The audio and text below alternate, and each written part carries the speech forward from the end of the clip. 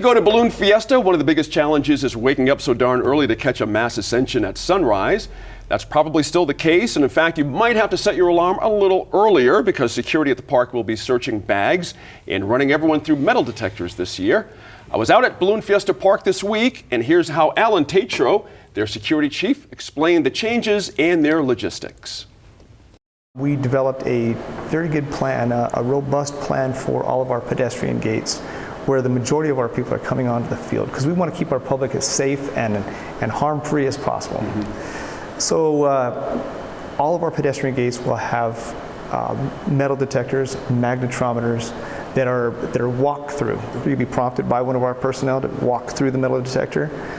If you do not have any metal on you, such as a firearm, such as a large blade, then you will proceed right through the gate and go in and enjoy the venue. We allow bags, coolers, all that type of personal carry type items.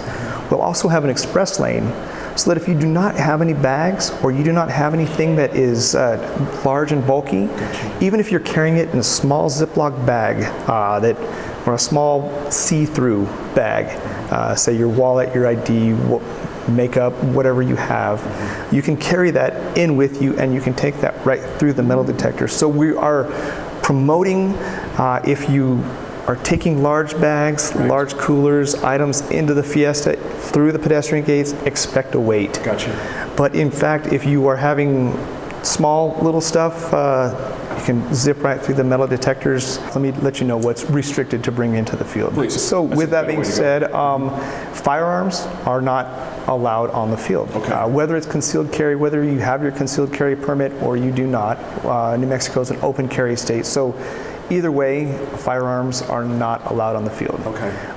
Blades that exceed 4 inches blade length, not the handle, but the blade length, exceeding 4 inches in blade length are not permitted as well. Okay. And then of course there's the obvious drugs, alcohol, they're not permitted to be brought in through the gates.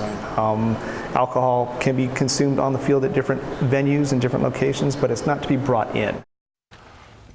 You know, Jeffrey, it's the obvious thing here is they're trying to keep people safe. Sure. No argument here. It's a seriously scary thing to think about something happening at our Balloon Fiesta.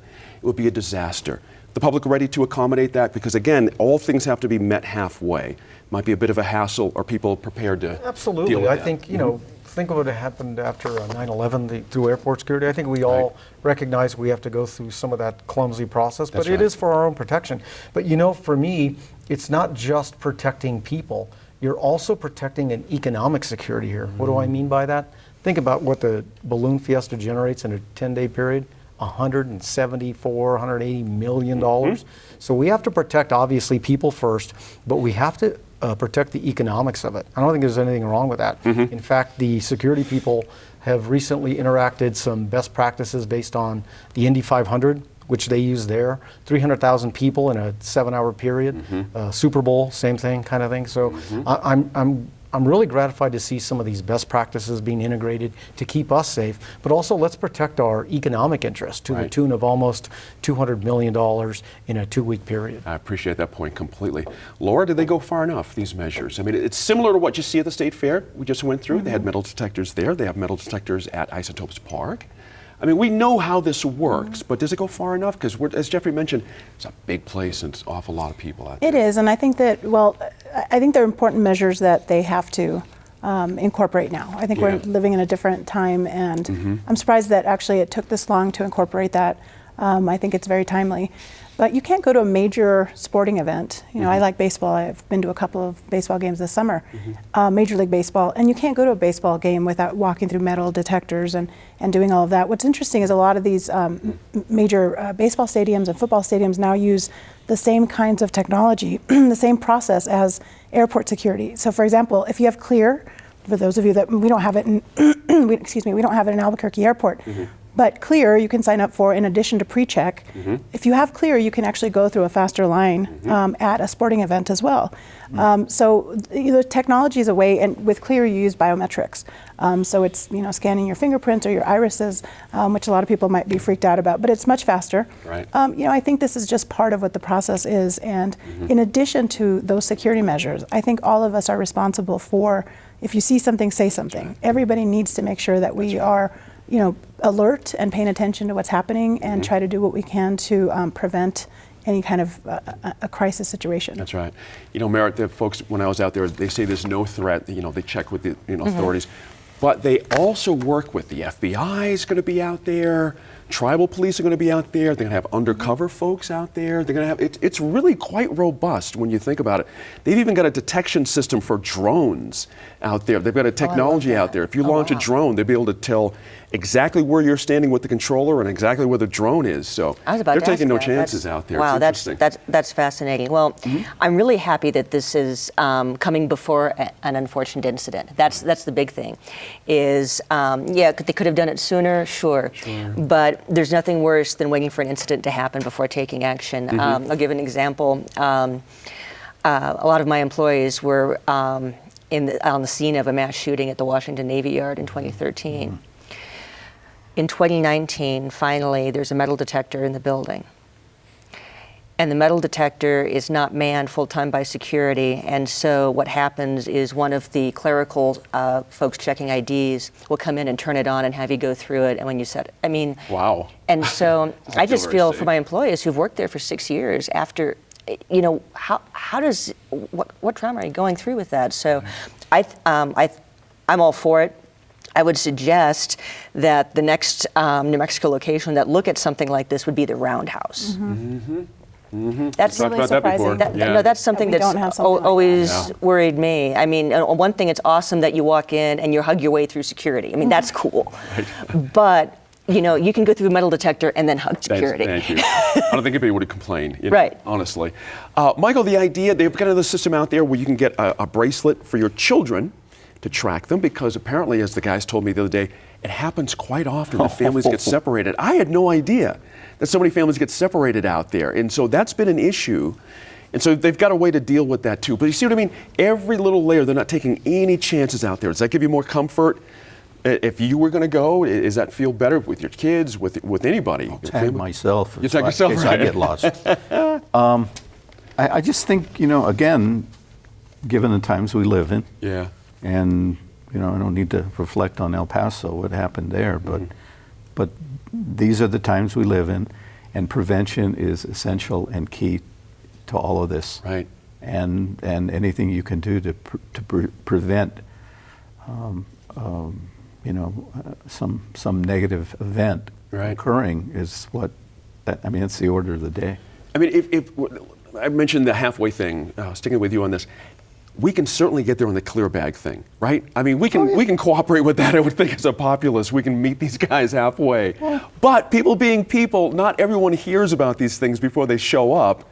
You know what I mean? So there could be a bit of a problem that first weekend. But I think people, people are going to grumble about this or grumble about that. But I mean, when you think about the potential negative consequences, I think that most people are going to say, this is important and necessary. Jeffrey, I have to ask, Mr. Tatro, as you heard, mention no weapons, no firearms.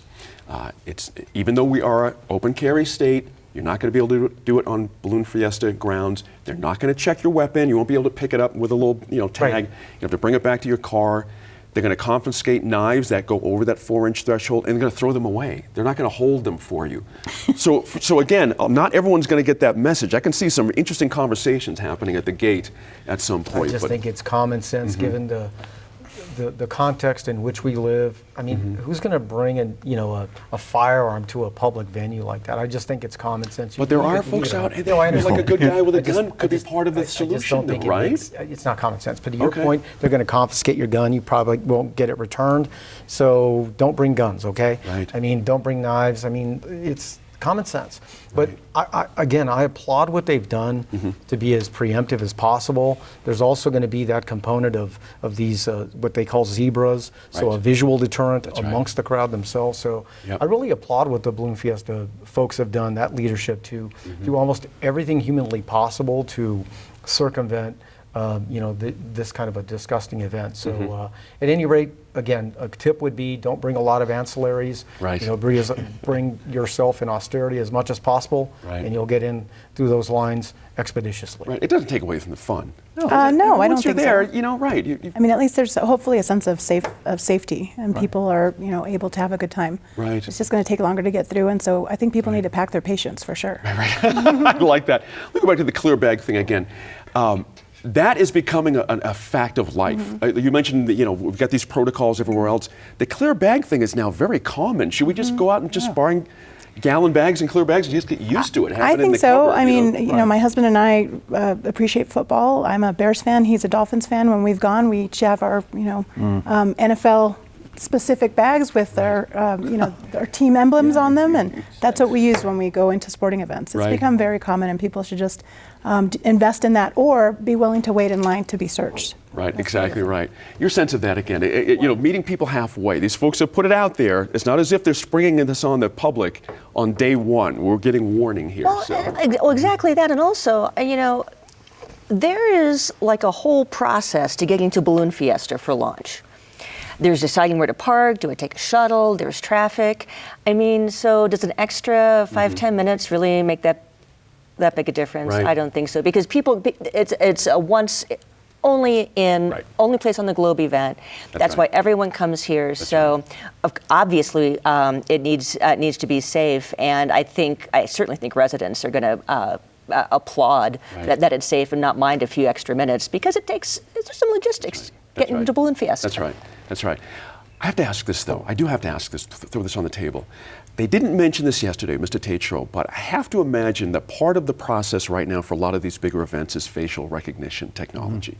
This is becoming part of our reality here. Are you all comfortable if, say, like next year they announce we're going to do facial recognition technology? No? That's an instant no. Why?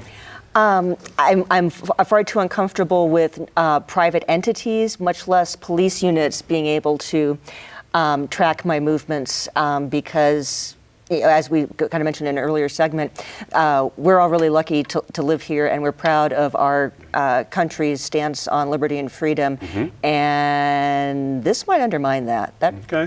Okay. Is there a good enough safety issue for you to have? I'm not comfortable with being surveilled all the time, but the fact is we are. Walk into a bank, walk into an arena, a sports arena, any of those places. Right. You're being surveilled all the time, whether we know it or not. It's like reading 1984 all over again, except it's actually that on steroids. So I'm not comfortable with it. Okay. But let's not be naive. We're being surveilled all the time when we enter, particularly public buildings. Your sense of that one, Laura? I'm curious. What do you think? From a civil liberties point of view, what's your sense of it? I tend to agree to a certain extent with what Jeffrey's saying. I do think that we live in a world where algorithms can predict all kinds of things, and so everything that we do, I work now in the financial services sector, and I actually had fraud. I travel so much, I had fraud on my credit card. It's amazing how quickly they can tell, even though I had some unusual activity, and I had been traveling multiple places. They pinpointed exactly what the fraudulent transaction was. Yeah. And then I was in Los Angeles last weekend and went through security, and for the first time ever, the TSA people at PreCheck did not look at my ticket.